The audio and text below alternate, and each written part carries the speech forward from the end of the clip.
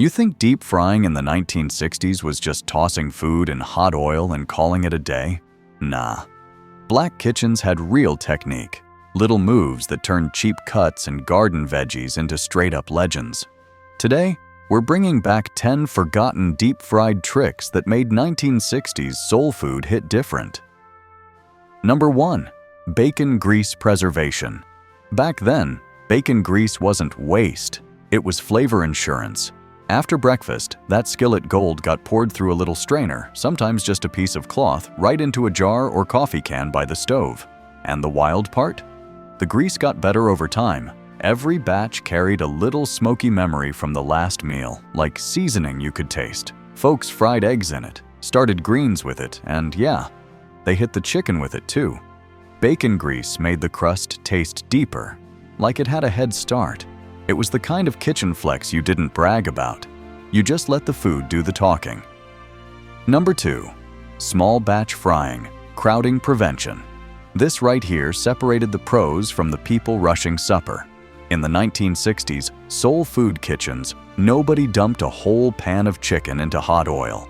That was a rookie move. Cooks knew crowding the skillet killed the heat, and once that oil cooled down, food stopped frying and started steaming.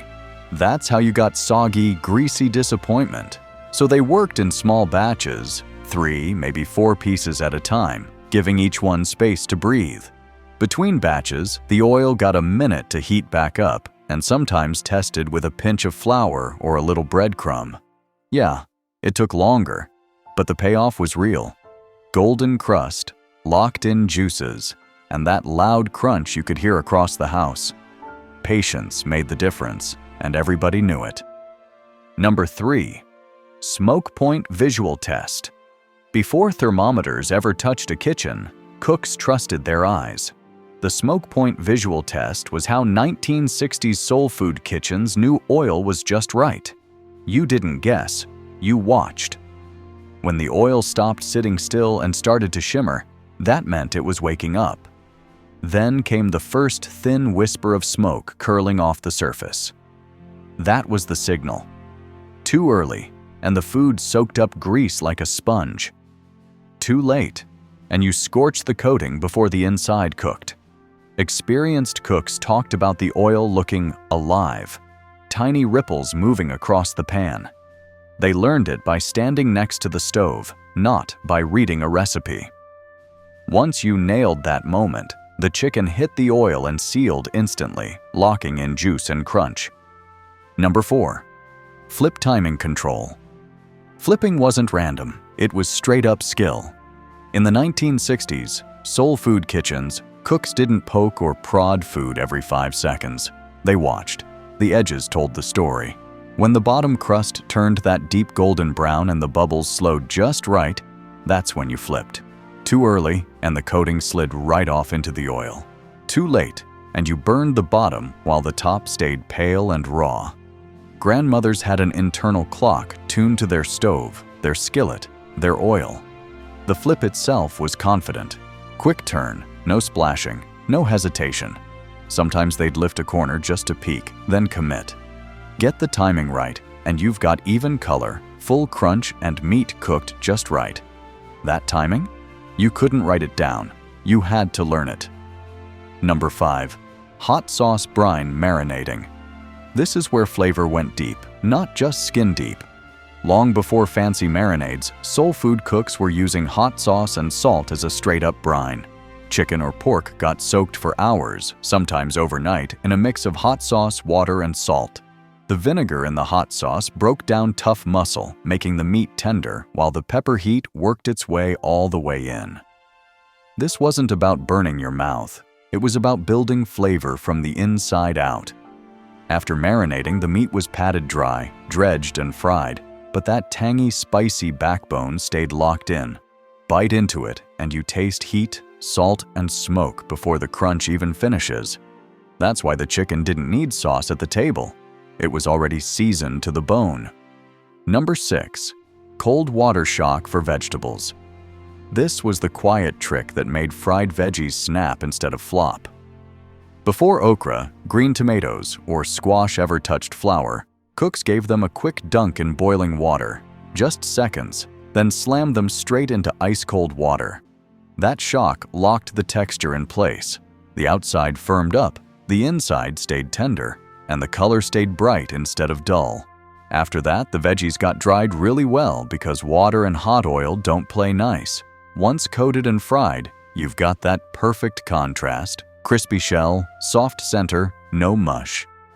It took extra time, sure, but the payoff was vegetables that fried clean, held their shape, and tasted like somebody knew what they were doing. Number 7. Egg wash layering. This is how the crust stayed put. In 1960s, soul food kitchens, flour alone wasn't enough. You needed glue. That glue was an egg wash. Eggs got beaten with a splash of water or milk, sometimes a little hot sauce or mustard mixed in for extra flavor. The meat went from seasoned flour into the egg wash, then right back into flour again. That second coat grabbed hard and locked in.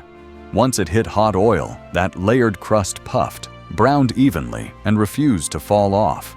Skip this step, and you'd see flakes of coating floating in the skillet like a sad snowstorm.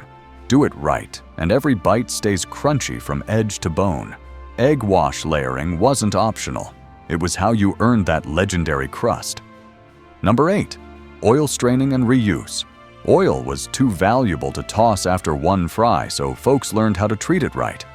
After cooking, the oil cooled down, then got strained through whatever was handy. Fine mesh, cloth, even cheesecloth if you had it. Every little crumb came out because leftover bits would burn and mess up the next batch. That clean oil went into a jar or tin and got used again for another meal. Some cooks even dropped in potato slices and fried them quickly, swearing it cleaned the oil and pulled out flavors. Nothing went to waste. The result?